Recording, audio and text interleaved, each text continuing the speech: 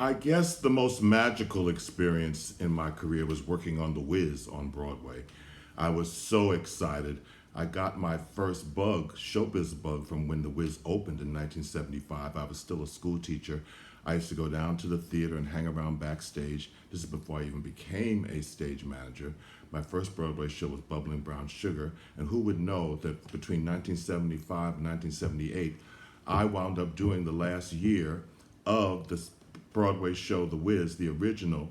I was the assistant stage manager as well as the understudy for Uncle Henry, the Lord High Underling, and the gatekeeper.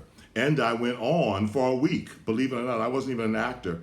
I went on for a week. I was so excited. I went on with Stephanie Mills, and it was just excitement. There was so much glitter and chiffon.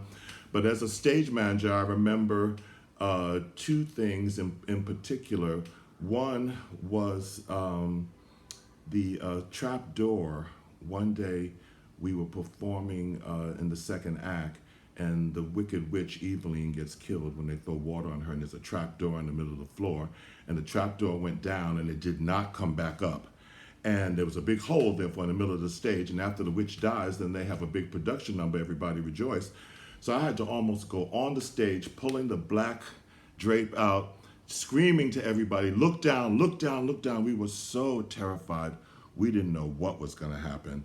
And the other thing I remember is the closing night, which was so emotional. The show had run for 4 years. And, also I worked on the Wiz movie. Believe it or not, I was an extra in that movie. And that was the year before. So I had a long Wiz experience. But the closing night, which was very intense, people were very emotional.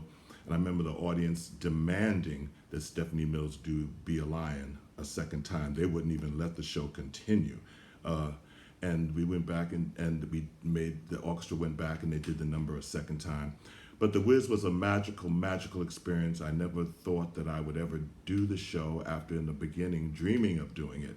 So that's the magic of Broadway.